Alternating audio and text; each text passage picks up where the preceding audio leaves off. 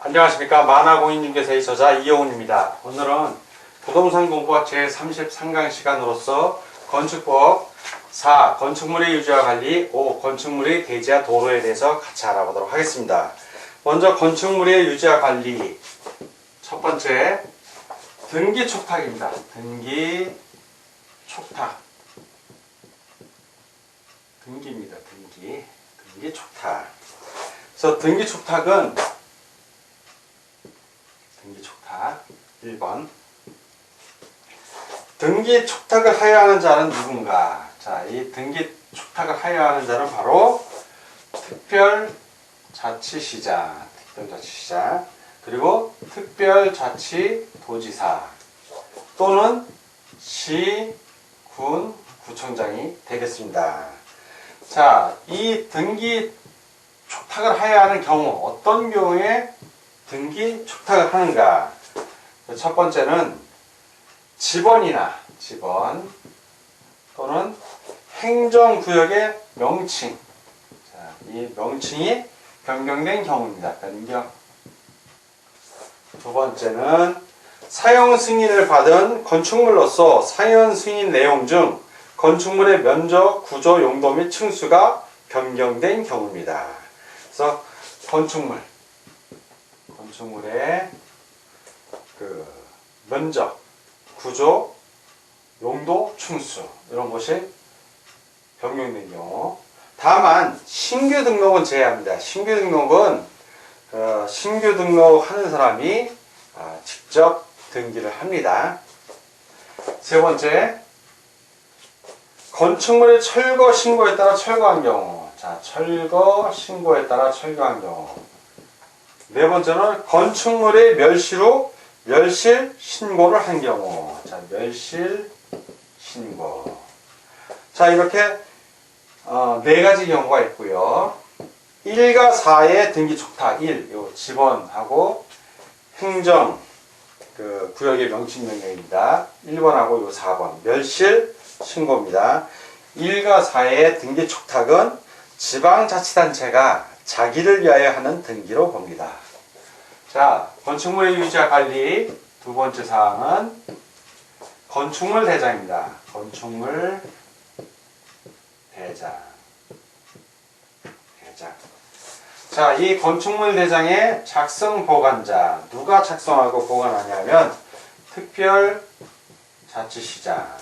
자, 그리고 특별자치도지사 또는 시장, 군수, 구청장이 해당이 됩니다.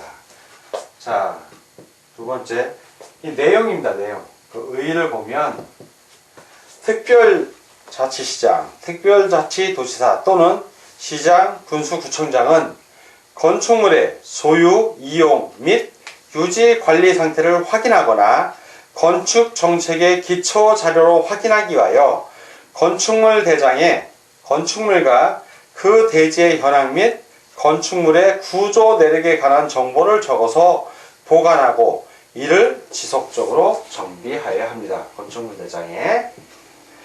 자, 이렇게 정리하고 다음 5. 건축물의 대지와 도로에 대해서 같이 알아보도록 하겠습니다. 자, 이번에는 대지의 안전에 대해서 알아보도록 하겠습니다. 자, 대지의 안전과 관련해서 우리가 크게 네 가지를 좀 살펴봐야 되는데 첫 번째는 대지와 도로면의 관계입니다. 대지와 도로면. 두 번째는 성토 지방 계량 등의 조치입니다. 성토 그리고 지방 계량 등의 조치. 세 번째는 배수시설이에요. 배수시설의 설치. 그리고 네 번째는 옹벽입니다. 옹벽 설치. 이 네 가지에 대해서 하나씩 알아보겠습니다. 먼저 대지와 도로면의 관계. 그래서 대지는 인접한 도로면보다 낮아서는 안 된다. 다만 대지의 배수에 지장이 없거나 건축물의 용도상 방습의 필요가 없는 경우에는 인접한 도로면보다 낮아도 된다. 자, 이 여기 대지가 있고 그 앞에 이제 도로가 있다면 이 둘의 관계입니다. 이 단면을 이쪽에서 봤다면, 자, 이게 대지고 이쪽이 도로라면 이 도로가 좀 낮아야 된다는 얘기예요. 좀 낮아야 된다는 얘기다. 이 대지보다는 낮아야 된다는 얘기다. 왜? 빗물이 일로 들이치면 안 되잖아요. 도로 쪽에 있는 그 빗물 바지로 빠져나가야 되니까 그 얘기를 하는 거고요. 다만 대지의 배수에 지장이 없거나 건축물 용도상 방수 필요가 없는 경우에는 인접한 도로면보다 낮아도 되는 겁니다. 자, 두 번째 성토하고 집안 계량이에요. 습한 토지, 물이 나올 우려가 있는 토지, 쓰레기 등으로 매립된 토지에 건축물을 건축하는 경우에는 성토 또는 집안 계량 등 필요한 조치를 하여야 한다. 그래서 물이 안 나오게 해야 된다. 이 얘기입니다. 세 번째, 배수시설. 대지에는 빗물과 오수를 배출하거나 처리하기 위하여 필요한 하수관, 하수구, 저수탱크, 그 밖에 이와 유사한 시설을 하여야 한다. 자, 배수시설. 물이 빠져나가야죠. 건축물 안에 물이 계속 있으면 안 되니까 당연히 배수시설을 해야 됩니다. 설치해야 되고요. 다음 옹벽 설치입니다. 옹벽. 손괴, 무너져 내리는 거예요. 손괴의 우려가 있는 토지에 대지를 조성하려면 옹벽을 설치하거나 다음에 각 조치를 하여야 된다. 자, 손괴의 우려가 있는, 그러니까 예를 들어서 이렇게 이런 땅을 생각해 보자고요. 자, 이 옹벽을 얘기하자면 그럼 여기에 내가 대지를 조성하려면 평평하게 조성을 할 거 아니에요. 그럼 위쪽 이렇게 무너져 내릴 수 있는 이쪽에 옹벽을 설치해야 된다는 얘기입니다. 여기다 옹벽을 설치하는 거예요. 옹벽. 자, 그러면 자, 옹벽은 성토 또는 절토하는 부분의 경사도가 첫 번째 1대 1.5. 자, 1대 1.5 이상으로서 높이가 1m 이상인 부분. 자, 그 성토하는 이런 걸 말하죠. 1대 1.5. 그리고 이 높이가 1m 이상인 경우. 자, 그리고 1m 이상인 부분에, 이런 부분에는 옹벽을 설치하라는 얘기예요. 안 그러면 무너져 내리니까, 우르르. 자, 두 번째. 옹벽의 높이가 2m 이상인 경우에, 자, 2m 이상인 경우에는 이를 무슨 구조로 한다? 콘크리트 구조로 한다, 이거예요. 콘크리트 구조로 합니다. 다만 옹벽에 관한 기술적 기준에 적합한 경우에는 그러지 아니하다. 자, 세 번째. 옹벽의 외 벽면에는 이 지지 또는 배수를 위한 시설 외의 구조물이 밖으로 튀어나오지 아니하게 할 것. 밖으로 튀어나오면 안 되죠. 그 지지 또는 배수를 위한 시설 구조물만 튀어나와야지 그 외의 것들은 밖으로 튀어나오면 안 된다. 네 번째는 옹벽에는 몇 제곱미터? 3 제곱미터마다 하나 이상, 자, 하나 이상입니다. 하나 이상의 뭘 해야 된다? 배수구멍. 물 빠지는 구멍. 옹벽구멍 구멍 같은 게 하나씩 있어요. 물 빠지는 구멍입니다. 그런 배수구멍을 설치해야 한다. 요 네 가지. 좀 기억해 주시기 바라고요. 자, 대지의 안전 봤고요. 다음 공개 공지 등에 대해서 같이 공부하도록 하겠습니다.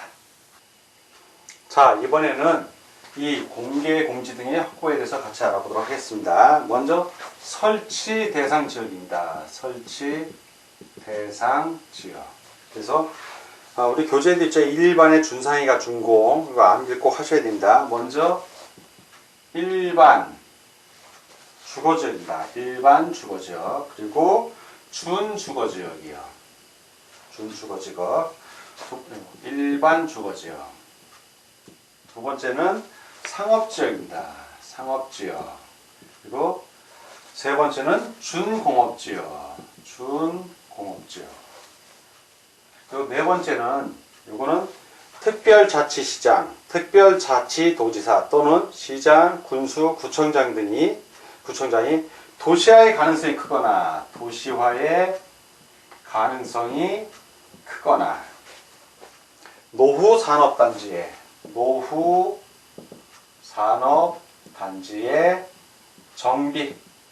정비가 필요하다고 인정하여 지정 공고하는 지역입니다. 그래서 요 네 가지 시험 문제 워낙 자주 나옵니다. 그래서 요거 꼭 암기하시기 바랍니다. 이렇게 이런 문제 나올 때 틀리면 문제 하나 날아가는 겁니다. 이런 문제는 무조건 맞춰줘야 되기 때문에 여러분들 1반의 준상위가 준고, 그리고 그 특특 시장군수구청장이 도시의 가능성이 크거나 노후 산업단지 정비가 필요하다고 인정하여 지정 공고하는 지역. 이거 꼭 암기해 주시기 바랍니다.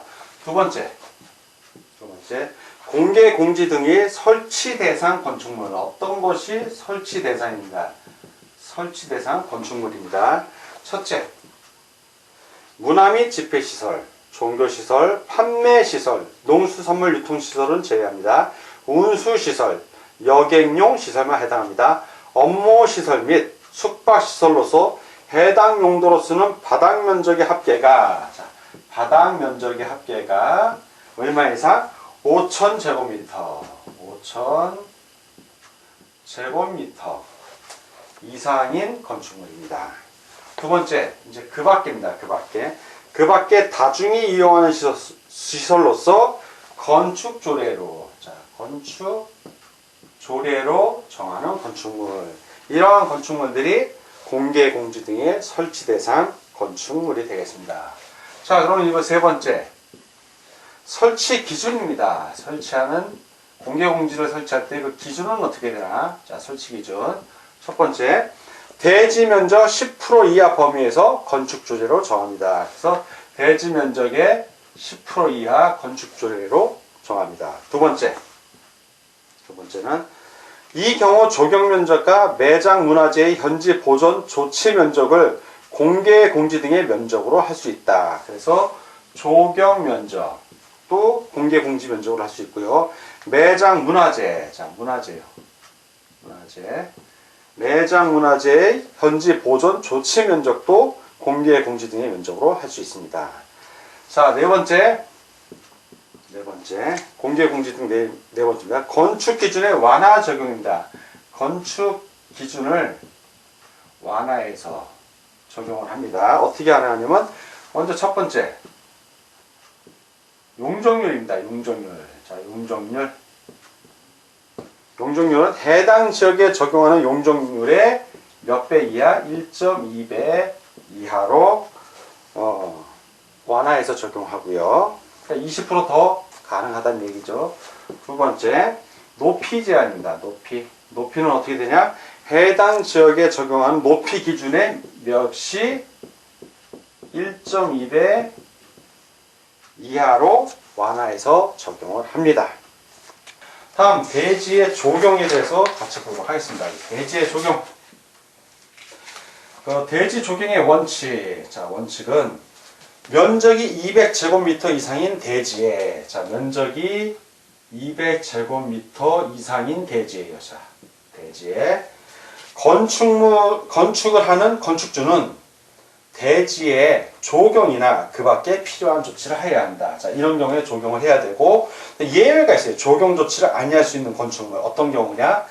한 10가지가 나오는데 한 가지만 예를 들게요. 여기는 어떤 경우냐면 녹지지역. 자, 녹지지역에 건축하는 건축물. 이런 경우에는 따로 대지에 적용을 하지 않아도 됩니다. 자, 다음 대지와 도로의 관계에 대해서 같이 알아보도록 하겠습니다. 자, 이번에는 건축물이 대지와 도로에서 대지와 도로의 관계에 대해서 알아보겠습니다. 대지와 도로의 관계. 이 대지와 도로의 관계에 있어서 원칙이 있어요. 첫 번째 원칙. 건축물의 대지는 도로에 몇 미터 이상 접하여야 한다? 예, 2미터 이상 접해야 합니다. 접하여야 한다. 그리고 제외되는 경우가 있는데 자동차만의 통행에 사용되는 도로는 제외가 됩니다. 자, 예외. 2m 이상 접하지 않아도 된다는 얘기죠. 예외니까. 어떤 경우냐면 첫째, 해당 건축물의 출입에 지장이 없다고 인정되는 경우. 출입에 지장이 없다고 인정되는 경우이고, 두 번째는 건축물의 주변에 공지가 있는 경우입니다. 공지. 자, 이 공지에는 광장, 공원, 유원지 등을 말합니다. 세 번째는 이제 농막. 농막을 건축하는 경우도 예외에 들어갑니다. 자, 세 번째는 이제 예외가 있었는데 이번에 강화해서 적용하는 거예요. 아주 강화해서 적용. 더 적용을 세게 한다는 얘기죠. 너비 6m 이상의 도로에, 자, 너비 6m 이상 도로에는 몇 미터 이상 접해야 된다? 아까는 2m인데 이번엔 4m 이상 접해야 합니다. 그래서 연면적의 합계가 2000제곱미터 이상 건축물, 연면적의 합계가 2000제곱미터 이상인 건축물이요. 건축물의 대지는 너비 6m 이상의 도로에 4m 이상 접해야 한다. 어떤 게? 연면적의 합계가 2000제곱미터 이상인 건축물이 그렇다는 겁니다. 물론 제외되는 경우가 있어요. 어떤 경우? 축사, 작물 재배사 등은 강화 적용해서 제외가 됩니다. 다음을 보겠습니다. 자, 이번에는 건축물의 대지와 도로에서 건축선에 대해서 알아보겠습니다. 건축선. 건축선의 뜻은 뭐냐면 도로와 접한 부분에 건축물이나 공작물을 설치할 수 있는 한계선을 말합니다. 그래서 원칙적인 건축선은 대지와 도로의 경계선으로 하여, 그러니까 대지가 있고 여기 도로가 있다면 이렇게 도로, 이 경계선, 이것이 바로 건축선이 되는 것입니다. 소요 너비에 미달하는 도로에서의 건축선을 보면 소요 너비에 못 미치는 너비의 도로인 경우에는, 자, 내가 건축할 대지가 있고 여기 도로가 있습니다. 도로, 이게 도로예요. 그런데 소요 너비에 미치지 못하는, 예를 들어서 이게 뭐 소요 너비가 4m라고 치면, 4m라고 치면 4m 해야 되는데 이 도로가 이게 안 돼. 3m밖에 안 되는 거예요. 자, 3m. 이럴 수 있습니다. 도로가. 그러면 4m 해야 되는데 3m밖에 안 되면 어떻게 되느냐? 이런 경우에는 중심선, 도로의 중심선으로부터 소요 너비 2분의 1 범위. 자, 원래는 4m가 필요한데 그 2분의 1이니까 소요 너비의 2분의 1이면 2m죠. 2m. 자, 2m만큼 수평거리 2분의 1이니까 소요 너비의 2분의 1. 이 경우는 지금 2m가 되는 겁니다. 수평거리, 소요 너비 2분의 1의 수평거리만큼 물러나선 선. 원래의 건축선보다 뒤로 가겠죠. 뒤. 만약에 3m면 요게 1.5니까 요 2m 후퇴하면 0.5m 뒤로 후퇴한 이 선이 건축선이 된다는 얘기입니다. 자, 이번에는 또 대지가 있고 이제 도로가 있는데, 도로 반대쪽에 경사지, 뭐 하천, 철도, 예를 들어서 경사지라고 칩시다. 이렇게 경사지가 있으면 이 경우에는 뭐 하천, 철도, 선로부 등이 있는 경우인데, 그 경사지 등이 있는 쪽에 도로 경계선에서, 자, 이때는 이쪽 기준으로 해요.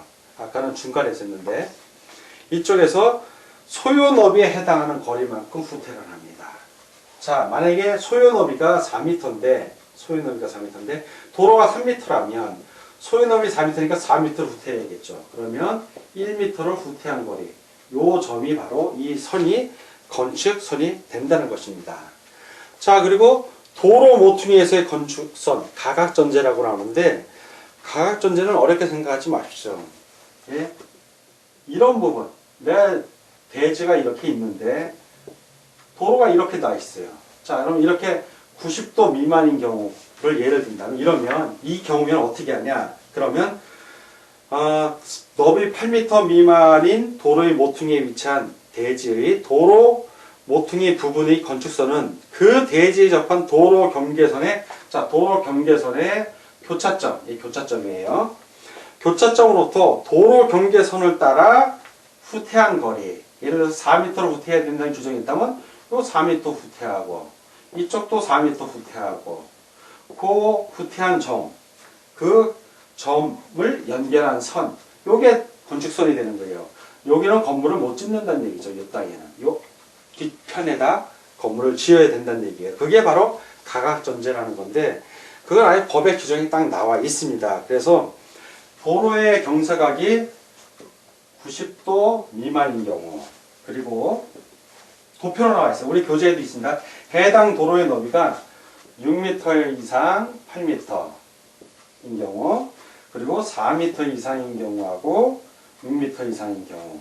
자, 그리고 이쪽 교차되는 도로의 너비입니다. 해당 도로가 있고 교차되는 도로가 있으면 교차되는 도로의 너비가 6m에서 이제 8m 미만. 자, 이런 경우에 해당 도로가 6m에서 8m, 그리고 교차되는 도로도 6m, 8m일 때는 4m를 후퇴해야 돼요. 이게 제일 길이가 긴 겁니다. 이게 제일 길이. 그 별표로 했던 얘기는 요거는 꼭 암기해 두십시오. 딴 거는 좀 몰라도 요거는 꼭 암기를 해 두십시오. 6m, 8m, 6m, 8m일 때 4m. 자, 그리고 4m, 6m, 그리고 6m, 8m일 때는 일단 3m입니다. 3m. 자, 근데 요 90도인데 요번에는 요 교차되는 도로가 4m 이상, 6m 미만인 경우. 이럴 때는 위보다는 한 단계씩 낮아요, 다. 그럴 때는 1m씩 줄여줍니다. 3m, 2m. 자, 이번에는 90도 이상, 그리고 120도 미만인 경우입니다. 이 경우에도 똑같이, 자, 6m, 8m, 자, 6m, 8m. 요 때는 여기는 3m.